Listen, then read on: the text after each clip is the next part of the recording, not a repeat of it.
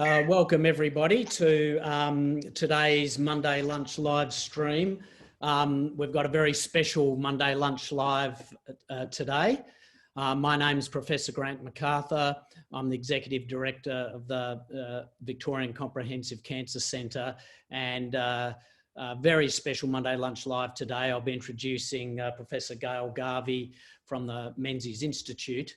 But to begin with, I would like to acknowledge the traditional owners of the lands at which Professor Garvey is present today, and also all those that are joining us online throughout our great nation. I'd like to pay my respects to elders past, present and emerging, and all Indigenous people joining us today for this webinar.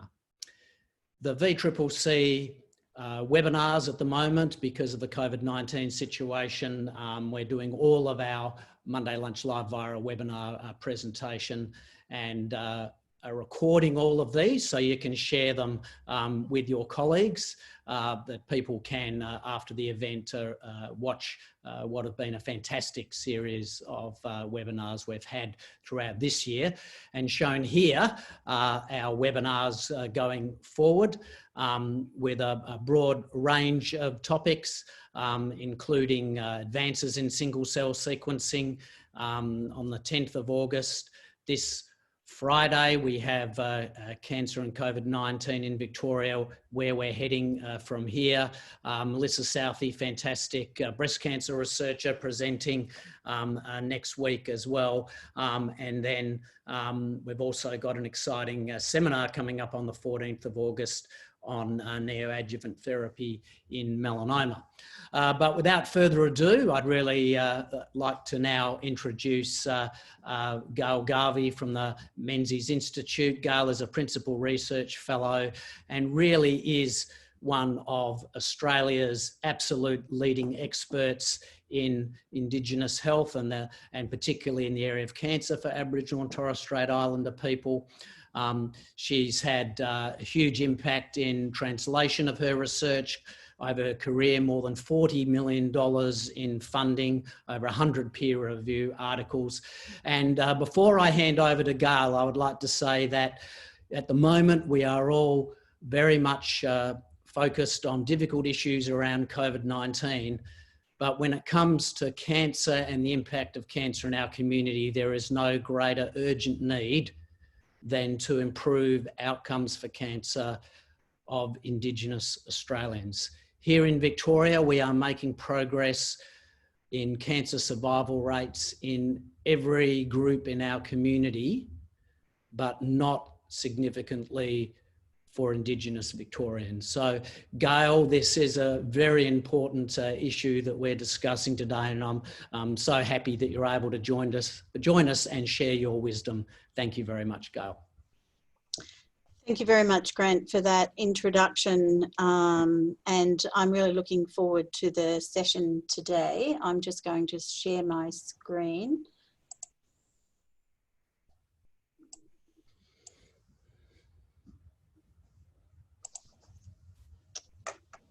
Okay, Grant, is that okay from your end? It's fine. It's fine. It's good. Great. Okay then, excellent.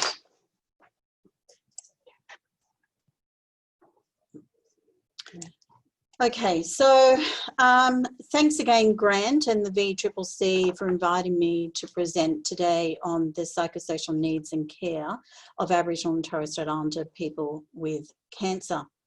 As Grant has already mentioned, that cancer outcomes for Aboriginal and Torres Strait Islander people are significantly worse in comparison to our non-Indigenous counterparts. And nationally, there's a growing body of evidence that has reported these disparities in outcomes. These disparities in outcomes in part are a result of factors relating to the accessibility, acceptability and effectiveness of health services, something that the VCCC could have a big impact on. So to date, relatively little attention has been directed towards identifying and focusing on the psychosocial aspects of cancer care for Indigenous patients, a critical component to improving cancer outcomes for Aboriginal and Torres Strait Islander people. And my presentation today will outline some of the work that's been done in this area, as well as some considerations providing psychosocial care to Indigenous people. But before I get started, it's important that I acknowledge the traditional owners of the lands in which we're meeting today, the Wurundjeri people of the Kulin Nation, I think for many people in Victoria, and the Turrbal and Jagera nations where I'm today. I would also like to acknowledge Aboriginal and Torres Strait Islander people that may be present today. And as Grant has already mentioned, it's important that we take a moment to acknowledge the challenges that are facing all Australians, and particularly Victorians dealing with COVID-19. And I'm thinking of you, and I particularly thank you for taking the time out to attend this presentation today. As an Indigenous person, it's really important that I acknowledge the country in which my family originates from, and that's Northwest New South Wales, from the Kamilaroi tribe. It's the second largest nation on the east coast of Australia. You can see some photos of our beautiful country there. In the centre is a photo of my mother and I. She's was a member of the stolen generation, and unfortunately had passed from stomach cancer some years ago now. So this topic is really important to me for many reasons. And like those that are working in cancer, it also has a personal reference and sentiments. So I thought today I'd firstly start talking about the importance of identifying Indigenous people within the health system and within cancer care. Aboriginal and Torres Strait Islander people are diverse within and across our beautiful country, and we have distinctive cultural traditions. So who are Indigenous Australians? Well, there are three parts to the Australian government definition. You must be of Aboriginal or Indigenous descent. You must self-identify and be accepted by the community in which he or she lives. In alignment with the human rights standards, individuals in Australia can opt to self-identify as Indigenous or not. And it's important to note that in statistical collections that only self-identification is able to be collected and assessed. People can also identify differently in different collections, as is their right. And as a service providing cancer care, you might notice sometimes people are identified as Indigenous on one occasion and perhaps at another time not. And we're going to talk about some of the reasons for that shortly.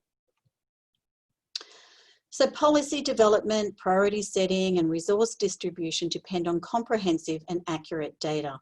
It's therefore critical that we identify Indigenous people in cancer care to ensure appropriate policies, programs and the allocation of resources. So just take a moment to reflect on how, and indeed if you do identify Indigenous people within your health service or in your cancer care setting. And if we don't identify Indigenous patients, any disparities that may exist for Indigenous people will remain completely invisible. This is an urgent problem that must be dealt with before any realistic progress can be made to addressing cancer outcomes for Indigenous people. However, for Indigenous people, it's more than numbers and it's more than statistics. Being counted and acknowledged for our indigeneity is important to our existence, and it impacts on our well-being and our right to self-determination. As I said, there are many factors and barriers that contribute to the underreporting of Indigenous status. And there's two issues, and they basically fall into the following categories: their environment and how comfortable people feel in providing that information, as well as how and by whom the question is being asked.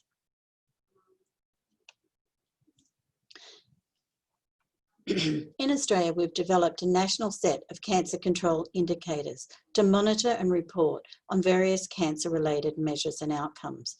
These indicators go across the cancer continuum of care, from prevention through to research and outcomes. And today I'm going to give a quick overview on all of these indicators, but I'll give much more in-depth information and attention to the indicator on psychosocial care, as it's the focus of today's presentation.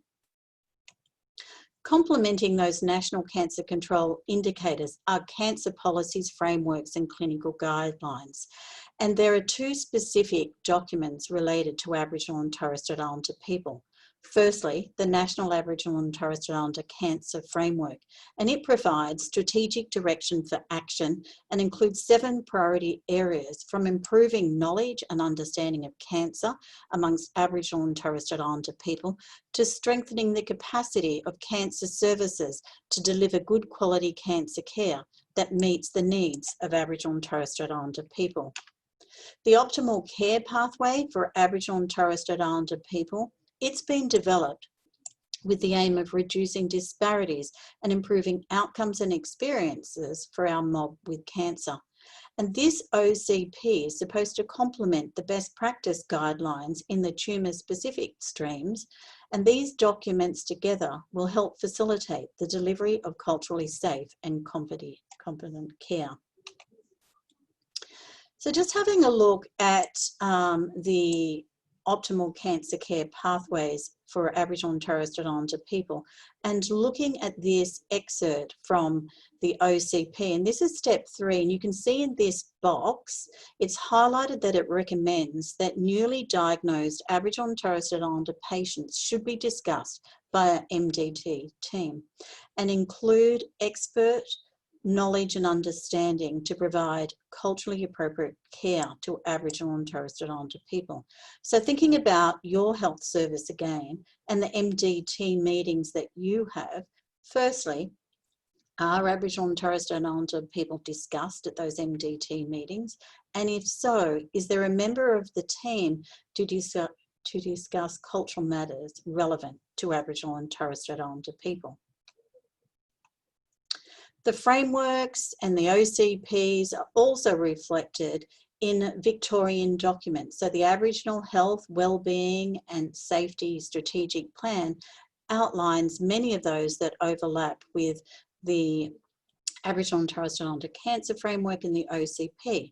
So from increasing access to culturally safe cancer prevention and screening and providing support, to developing culturally appropriate and informed clinical pathways and treatment to encourage Aboriginal and Torres Strait Islander people, once diagnosed, to actually stay in the system and complete treatment. Cancer care workforce is really important in ensuring that the workforce is culturally competent and responsive, and that Aboriginal and Torres Strait Islander people in the cancer care workforce are increased in numbers. So what do we know about cancer and Aboriginal and Torres Strait Islander people in terms of Australia's national cancer control indicators? So I'm just going to go over these briefly. So let's start with prevention, which is an effective long-term strategy for reducing the burden of cancer, particularly as many of the cancers Indigenous people get are largely preventable. Tobacco use is widespread amongst Aboriginal and Torres Strait Islander populations, although prevalence varies between regions and across communities. HPV vaccination is effective in preventing some cancers, especially cervical cancer, and in a publication by Brotherton and Watt, they reported HPV vaccination coverage for all adolescents was high, although they did experience some variations across jurisdictions, but the course completion rates were generally lower for Indigenous Australians. So strategies for improving completion rates for Indigenous Australians are needed if we are to eliminate cervical cancer for all Australians. Moving on to screening, and Aboriginal and Torres Strait Islander participation in all 3 national cancer screening programs is lower than for non-Indigenous Australians. And there's some specific strategies that have been developed to improve screening rates. One of those is in Victoria, and strategies like using Aboriginal gowns help Aboriginal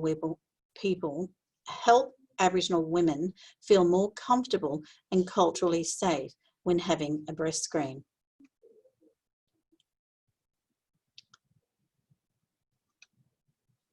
Now I just want to talk a little bit about diagnosis indicators. So overall incidence for Aboriginal and Torres Strait Islander people is slightly higher, and the 5 most common cancers diagnosed for Aboriginal and Torres Strait Islander people are lung, breast, colorectal, prostate and head and neck cancers. But this figure shows Indigenous cancer incidence for specific cancer types, and we can see from this figure that liver cancer is 2.8 times higher, cervical 2.2 times higher, and lung cancer 2 times higher for Indigenous people in comparison to non-Indigenous Australians in terms of cancer incidence. Staging data is now available for Indigenous Australians for some cancers in 5 states and territories. And this graph is for breast cancer, and it shows that Indigenous Australians are less likely than non-Indigenous Australians to be diagnosed with localised disease, and you can see that in the orange boxes. Whereas in the green and blue, you can see here that Indigenous Australians are more likely to be diagnosed with more advanced disease, and this is similar across many other cancer types. Looking at treatment indicators, it's difficult to find routinely collected data on treatment for Indigenous Australians, but there is some information, mainly from research. And again, referring back to the Victorian Strategic Plan, cancer admission and treatment rates are lower for Aboriginal Victorians than non-Aboriginal Victorians. And in this report, it states this is likely to be associated with diagnosis occurring at more advanced stage, resulting in higher mortality rates for cancer. However, in research that we've conducted with Aboriginal and Torres Strait Islander people and comparing it to non-Indigenous people with the same cancer type and at a similar cancer stage, we've found that Indigenous people are still less likely to receive cancer treatment. And if they do receive treatment, it's usually later, and they're less likely to receive cancer treatment concordant with clinical guidelines. So clearly, as a cancer service, there's a lot that we need to do in regards to the uptake, completion of treatment for Aboriginal and Torres Strait Islander people. Psychosocial care is important, but it's often overlooked. We do know from the published literature that respect for individual patients and their cultural perspectives is a key driver of Indigenous cancer patients' engagement with cancer care. And I'm going to come back to these 2 indicators a little bit later, because I want to complete this and then I'll go in much more depth later. So in recognition of the importance of clinical trials, there are indicators about clinical trial participation of cancer patients. But to date, we know very little information about participation by Aboriginal people in clinical trials. And this is an area that we need greater focus on, because Aboriginal and Torres Strait Islander cancer patients may be missing out on new treatment regimes or new ways of improving cancer care. Perhaps one of the most important indicators relate to cancer outcomes, and I'm just going to talk about cancer mortality. And whereas cancer incidence was only about 10% slightly higher for Indigenous people, cancer mortality is significantly higher for Indigenous Australians, both overall and for many cancer groups.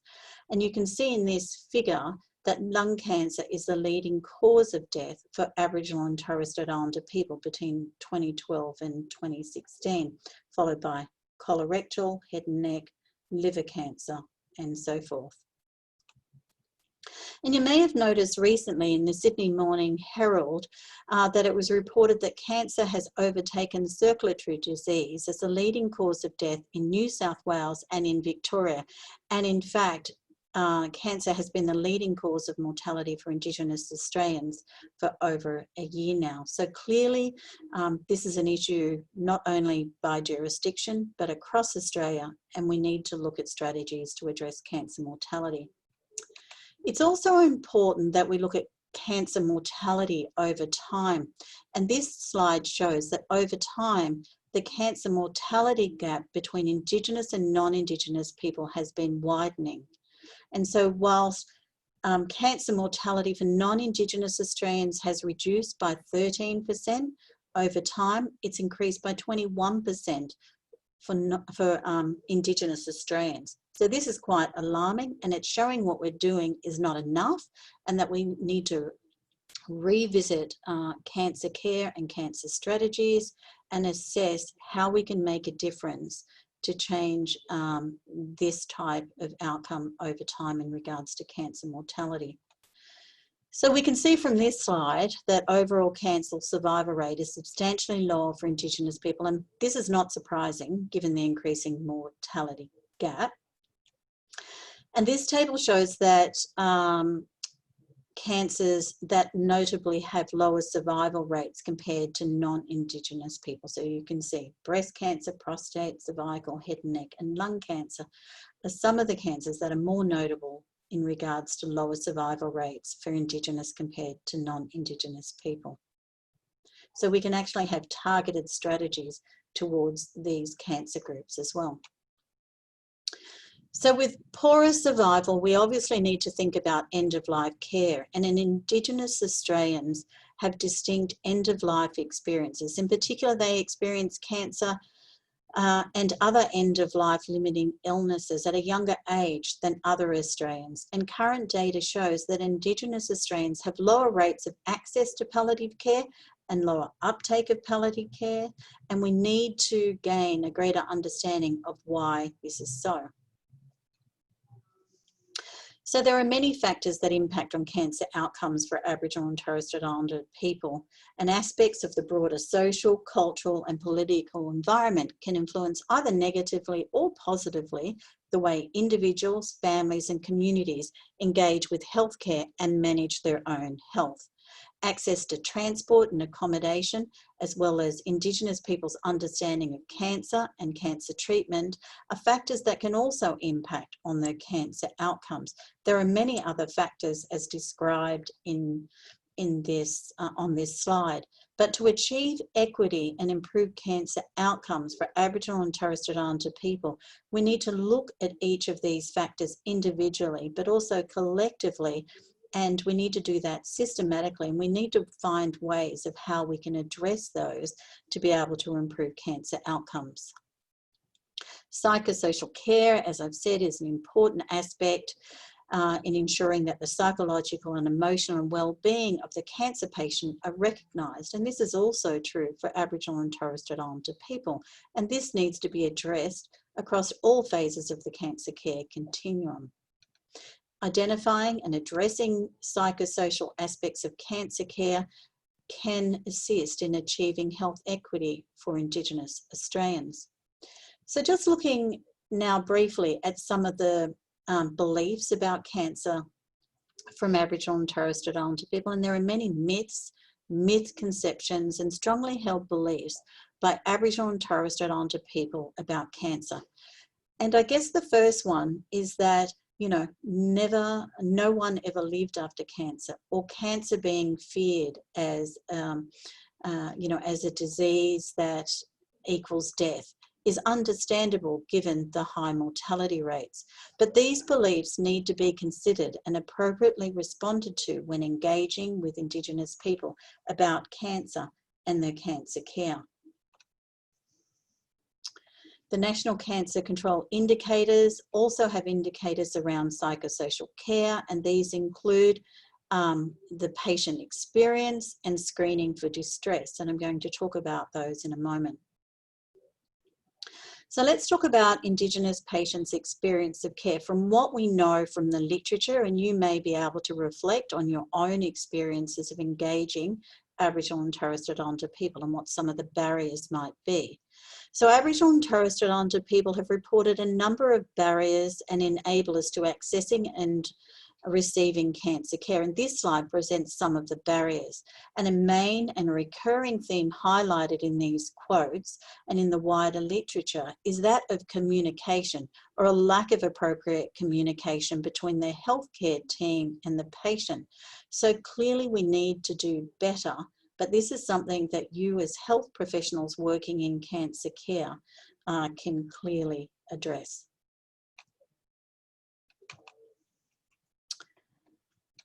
some of Indigenous patients' experiences that enable them to keep engaged in the cancer care setting. This is not a comprehensive list on this slide, but it's a snapshot of some of the key factors. So obviously linking in and having Aboriginal health workers engage and help navigate the patient through the cancer journey and cancer care is important.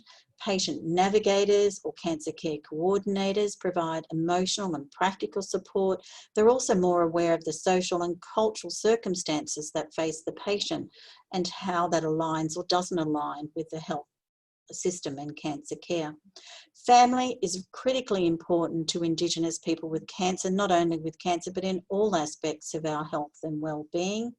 Communication, as I've mentioned before, it's really important. And you know, our Indigenous patients say that, you know, when the doctor makes it simple and makes it clear to me, I understand everything. And then we find that they continue to be engaged in the system. Providing trusting relationships with good communication from health professionals is really beneficial to the experiences of care for Aboriginal and Torres Strait Islander people. So we know from the published literature that the patient journey for Indigenous cancer patients is a collective one, with respect for the individual and the family and cultural perspectives being a key driver of Indigenous patients' engagement in cancer care. However, most research and activities for Indigenous Australians have focused around the unmet supportive care needs, where 71% of Indigenous patients had reported at least one unmet supportive care needs. Looking at the indicator of distress, and despite increased screening for distress in cancer care for the general population, there's limited evidence of the level of distress and screening amongst Indigenous Australians. However, findings from one study indicate a need to identify psychological distress and also its etiologies, and for survivorship care to include culturally sensitive and tailored psychological support for Indigenous cancer patients. We also need to acknowledge, when we're looking at distress, that distress for Indigenous cancer patients may also originate from a lack of respect and acknowledgement of the cultural beliefs and values or experiences of racism within the clinical setting. So for this reason, it's essential that optimal cancer care incorporates physical and psychological care that also considers the culture and linguistic background of the patient through the disease trajectory and into cancer survivorship. So supportive care needs, screening for unmet supportive care needs among cancer patients is considered best practice, and it's recommended in both the tumour-specific and Indigenous optimal care pathways. Screening Indigenous patients for the unmet supportive care needs is important, as they often present with complex health and well-being issues. We also have to acknowledge that support may differ across cultures, and it's important that we understand Indigenous patients' needs and their preferences for support throughout the cancer journey. As I said, optimal care pathways recommend supportive care needs should be assessed across the pathway, and that referral to appropriate health professionals or organisations should be made when required. And there are also some specific references to vulnerable populations, including Indigenous people in OCP, around psychological needs. And these are some suggested areas that we should be looking into. However, the challenge when we look at these issues is, how do we implement the OCPs and the recommendations in practice? And most importantly, how do we measure and monitor them and assess if they're helping to improve cancer outcomes for Indigenous people?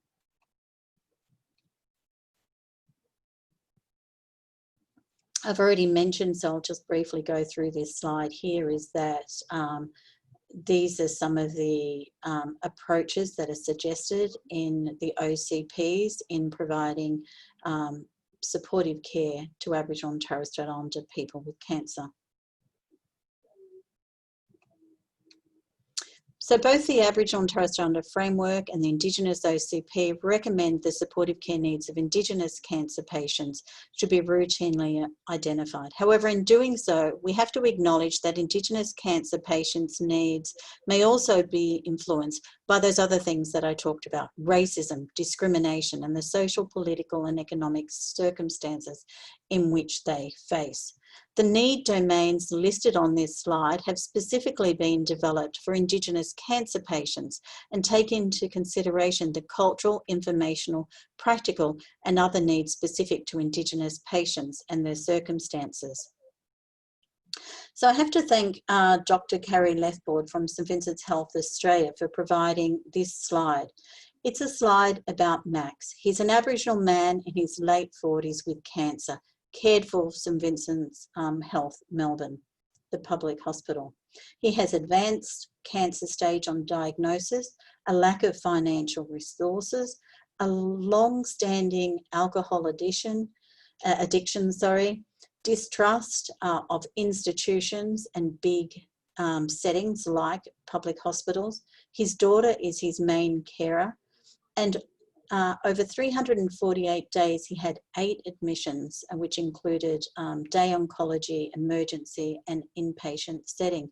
And you can see that Max was also dealing with issues around health literacy issues, understanding cancer, the diagnosis and treatment, having a sense of feeling guilt about his cancer and not being able to manage it, whilst also dealing with mental health and his addiction issues.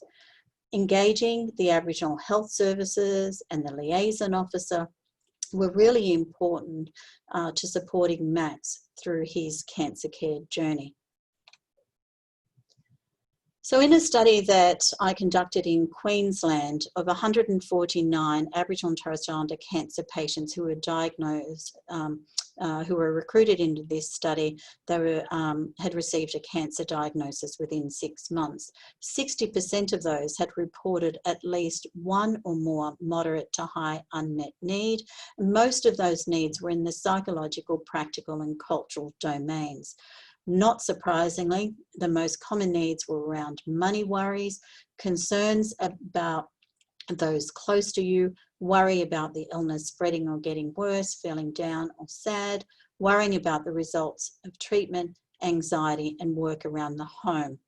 And when we talk to patients about being asked about their supportive care needs using a specific tool we developed, they said it's a godsend to me because now I know I'm going to get the help that I need. It's always been a real battle for me. And it's not that the cancer care coordinators or the cancer care team weren't asking patients about what their needs were. It was about what type of needs were they asking, and were they asking the appropriate questions. And cancer care staff that we interviewed, when they used our specific tool about how useful it was, they said that they picked up things that they would never have come up until they were at a real crisis point, and it detected issues not identified in the usual care and improves communication. So using appropriate tools is really important. So routine screening of support needs has the potential to improve cancer care for Indigenous people. Gaining a better understanding of the level of unmet needs can assist policy and service development, and it also has the potential to reduce disparities in cancer care and cancer outcomes. However, in doing so, accurate and culturally relevant assessment need tools are required.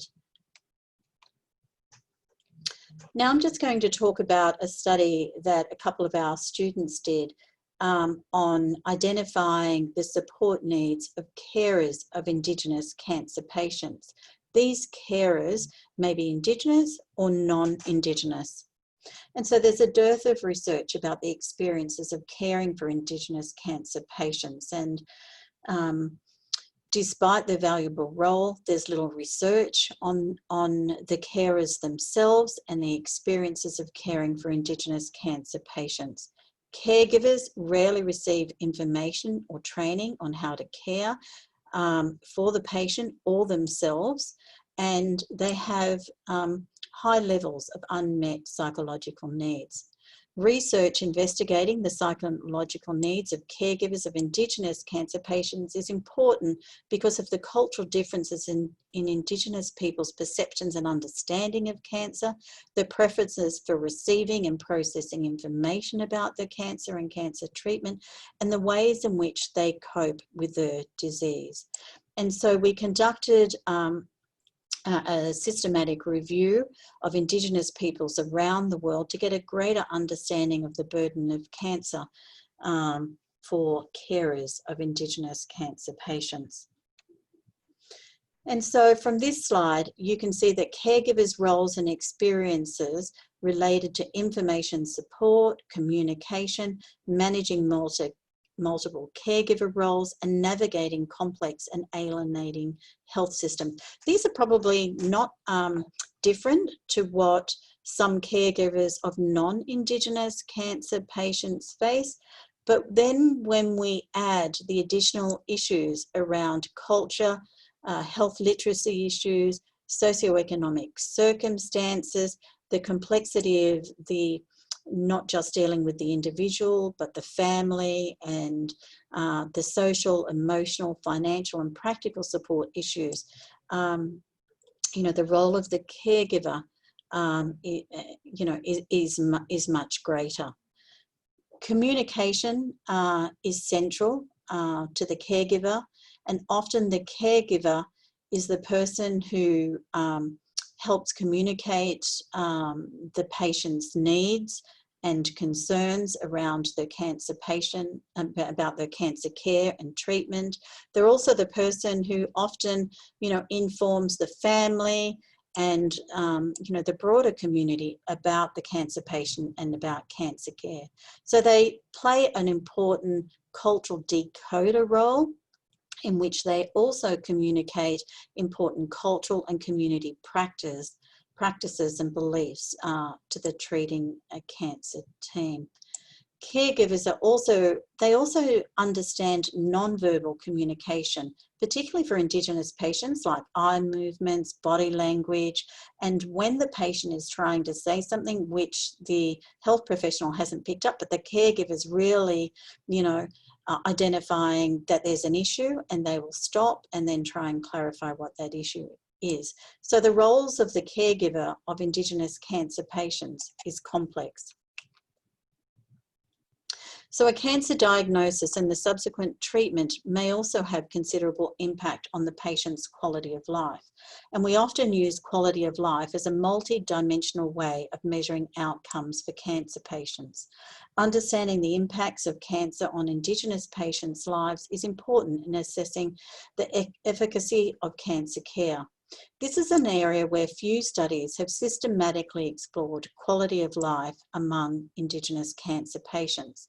And in a study I conducted on quality of life using the AQOL-4D with 155 Aboriginal and Torres Strait Islander cancer patients who were all within 6 months of their cancer diagnosis, I found that the health-related quality of life was lower than what was reported for other Australians with cancer, and we identified that there were some socio-demographic factors that were associated with excellent quality of life. And I'll just get you to have a closer look at this slide, because the factors that were associated with excellent quality of life for Aboriginal and Torres Strait Islander people weren't associated with, the cancer treatment type or cancer stage. They were more associated with issues around culture and family. So those who had more contacts with Indigenous people, those who spoke an Indigenous language at home other than English, those Indigenous patients who lived more remotely and were among other Aboriginal and Torres Strait Islander patients. So clearly more research is needed in this area, but quality of life data could play an important role in the clinical care of Indigenous cancer survivors and ameliorating Indigenous cancer disparities. It's also important that this time that we reflect on Indigenous concepts of health and well-being. And as you may know, Indigenous Australian health refers to the social, emotional, cultural and physical well-being, not only of the individual, but of the whole community. For Aboriginal people, this is seen in terms of the whole life view and includes cyclic concept of life and death. And many health professionals that we've spoken to over the years have said that they've experienced that Aboriginal cancer patients tend to focus more on the family and the community rather than themselves in regards to receiving cancer treatment and cancer care. And they've reported that this is quite different from what they see for non-Indigenous patients who focus more on the individual. So while quality of life measures have been ubiquitous in clinical settings, it's increasingly recommended that such assessments be broadened to include more general and subjective aspects of well-being. Given that many Indigenous people regard health holistically and collectively, it's unlikely that existing biomedical focus measures like quality of life capture Indigenous priorities and worldviews. Moreover, a review of quality of life studies reported few tools included domain specific to Indigenous people. So a project that we're involved in collaboration with the University of Sydney were actually investigating this more closely, and the project is aptly called the What Matters Study. And this study aims to develop a nationally relevant tool to measure well-being of Aboriginal and Torres Strait Islander adults. The rationale that drives this study is there's a pressing need for a tool to measure well-being for Indigenous Australians that is grounded in the values and parts of life that are relevant and important to our population. And this is a concern as existing wellbeing tools are not culturally relevant and not targeted to Indigenous people. And you can see on this slide that we've identified in our qualitative work that connection between the individual, family and community and culture is really important and is at the centre of Indigenous people's well-being. This new model of well-being is being developed and we've now have statements and a draft tool, and we're in the process of developing a scoring system. So I'll certainly keep you updated in regards to this project. So just finally, some take-home messages. Today I've presented mainly from a deficit model from a deficit point of view and where the barriers and gaps are and the disparities in outcomes. There is much work to be done in improving cancer outcomes and psychosocial care for Indigenous people. And one thing we can all do is firstly know who your Indigenous patients are, and then consider any language, cultural, and challenges these patients may face in accessing good quality cancer care.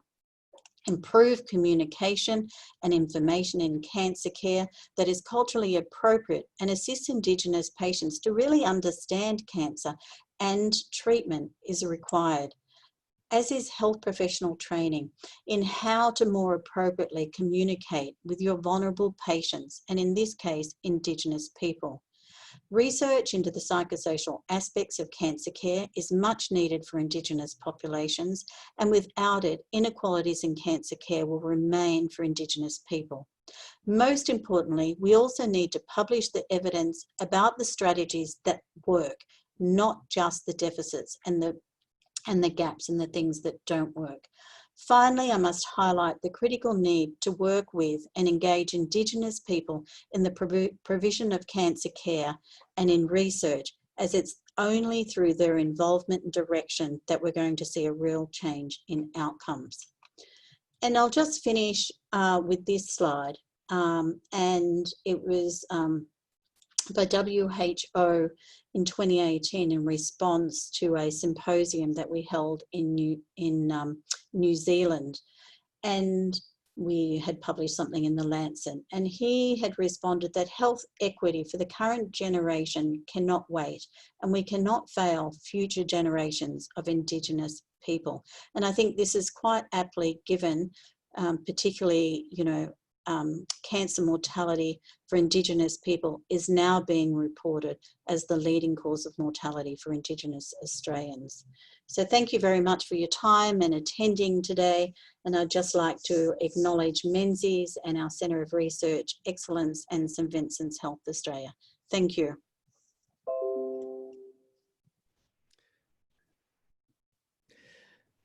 Thanks very much, Gail, for an absolutely outstanding seminar. And now we have time for some questions. And you can ask your questions via the Q&A, and you can also raise your virtual hand, and we can do audio questions as well. Gail, we've got 2 questions already in the Q&A. Both excellent questions. So the first one from Nicole, what do you identify as the barriers for Aboriginal people to complete cancer treatment, and what can be done to help eliminate those barriers? So Nicole, thank you. Is it Nora? Thank you for your question, and I hope that I illuminated some of these issues in the presentations in regards to barriers. So, and particularly on the last slide. So to support Aboriginal and Torres Strait Islander people to complete treatment, communication, developing a trusting relationship with your Aboriginal and Torres Strait Islander patient is critically important to keeping them engaged. Ensuring that, you know, the way that you speak to the patient is in terms and a language and a way that the patient can actually understand what's happening. Given the high mortality rates for cancer and Indigenous peoples, we know lots of people who have passed from cancer, so there's also a fear of once someone has a cancer diagnosis, and then what's the point in having treatment because I'm going to die anyway. So I think, you know, breaking down some of those myths and misconceptions is really important in continuing to engage Indigenous people in cancer care. Aboriginal and Torres Strait Islander health workers or Aboriginal and Torres Strait Islander staff in cancer care settings, we've also found is more likely to keep Aboriginal and Torres Strait Islander people engaged in the system.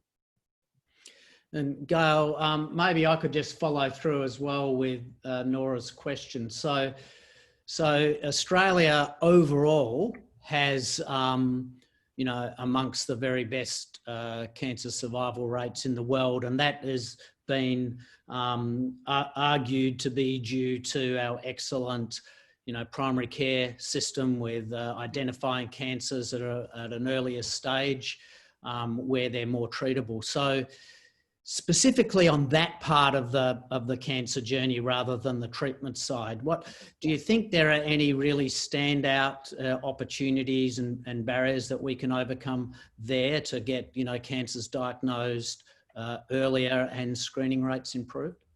Yeah, thanks, Grant. And primary healthcare services play a critical role, particularly because Aboriginal and Torres Strait Islander people are more likely to access their primary healthcare service than a large tertiary care hospital because of their multiple comorbidities and, you know, they're based in the community. And so primary healthcare services encouraging Aboriginal and Torres Strait Islander people to participate in breast screening, to actually in the primary healthcare centre encourage people to have, you know, a cervical screen and bowel screen.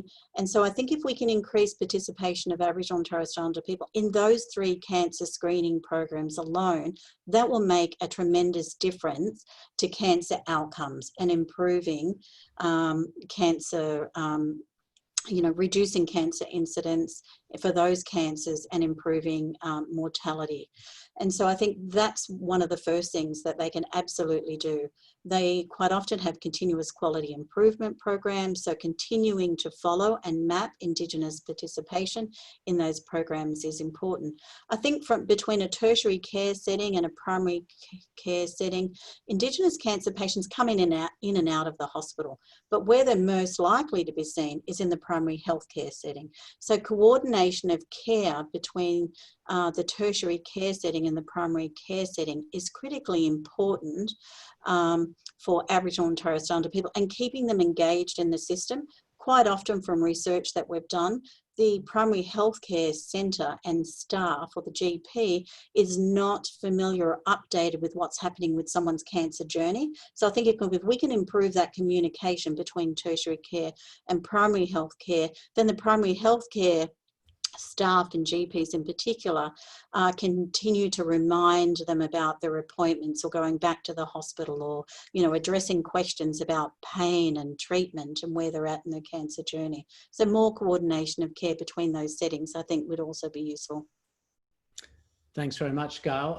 Now, Nicole Webb has asked an important question, and that is, where can the supportive care screening tool be accessed?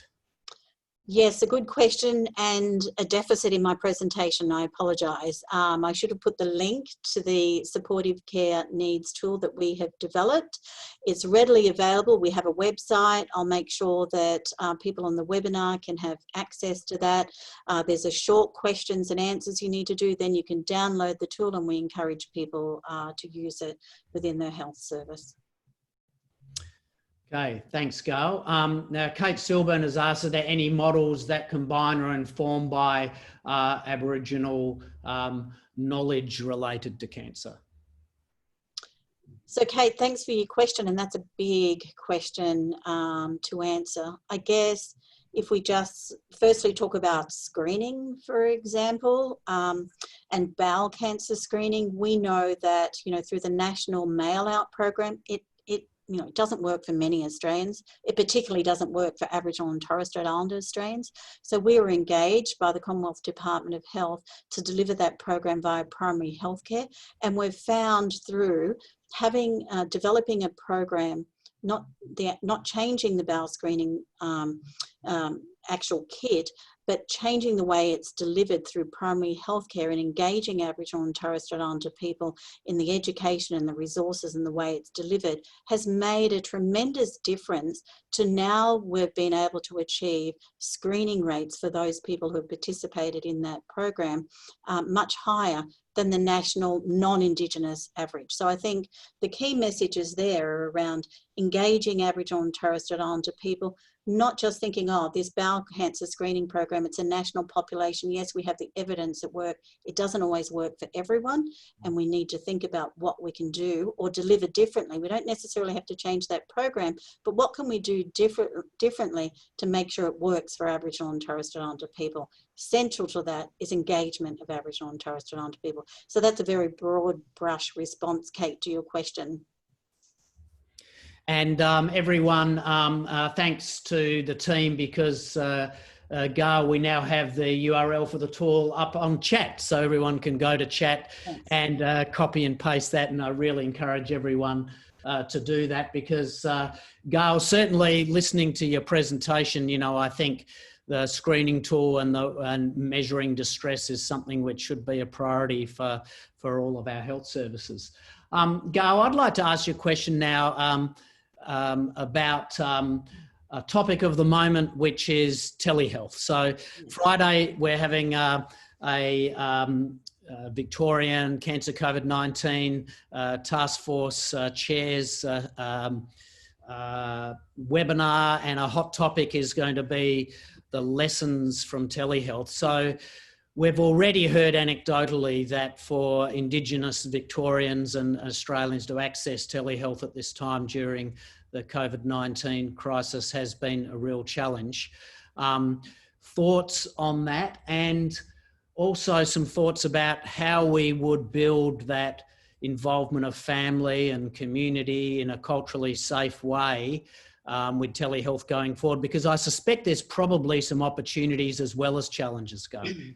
Yeah, absolutely, Grant. And I think telehealth, as we've all know, is going to be the new way of working for quite some time, and it'll probably carry forward.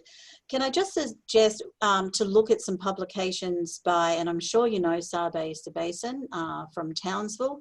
We actually did a couple of projects with Sabe around Aboriginal and Torres Strait Islander people's, you know, access, understanding, and, you know, whether they were satisfied with telehealth. And so Sabe was based in Townsville, and we went to the far sort of west of Queensland, and he did some telehealth sessions with Aboriginal and Torres Strait Islander people in Mount Isa. And, you know, that was really positive, because at the other end, we didn't only have the patient, we had the patient's family, we had the GP service, the Aboriginal health worker. So there were about, you know, 11 or so people around at the other end for almost all of the telehealth patient interactions. So again, Grant, I think it just comes back to, you know, working with the primary healthcare services, particularly the Aboriginal primary healthcare services. And, you know, keeping in mind what I'd presented is that Aboriginal and Torres Strait Islander people with cancer's focus is not on them as an individual, it's on the family and the broader community. So you have to engage them in those discussions and not treat the patient and the family separately. They have to be engaged in that. So I think telehealth and the way forward is really important. So have a look at a couple of those publications. I could forward some of those on. But again, I think, you know, engaging Aboriginal and Torres Strait Islander people in the discussion around that.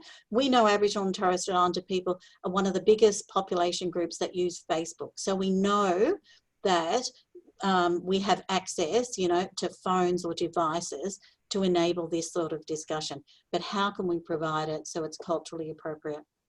Fantastic. I think you're right, Grant, is the question. And local discussions are important.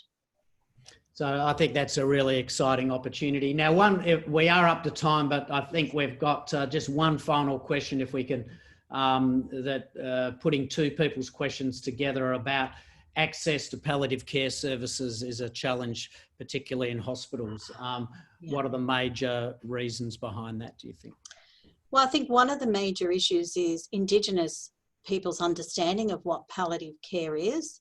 And again, palliative care is seen as, I'm dying, that's it, I'm going home, I'm not engaging, and that it's the end, it's finite. So I think palliative care in an Indigenous sense needs some barriers broken down in terms of understanding what palliative care is. A lot of Aboriginal and Torres Strait Islander people also don't want to be in a palliative care service, you know, in downtown Melbourne. They want to be back home in the community. So how can we provide palliative care services for those who don't want to be in a hospital system or in a large palliative care service in the city? How can we provide it for those who are more regionally based? And maybe telehealth medicine is another way of doing that, linking in with some of the primary healthcare services. But we have to get more creative about how we provide those palliative care services and not expect people to be dislocated from their home, their family and their community. Right, a great point, I think, for us to finish on. Look, Gail, on behalf of everyone online, that was an absolutely wonderful seminar. I think it's a real call to arms for us all. In cancer, we have an urgent need to improve outcomes for Aboriginal and Torres Strait Islander peoples with cancer. And I think everyone that's listened today will be inspired, and a lot of fantastic messages to take back into each and every one of our work programs in cancer. So Gail, thank you so much, and look forward to starting to make some progress as we go forward. Thank you. Great. Thanks, Grant. And thanks the Victorian Comprehensive Cancer Centre for the opportunity.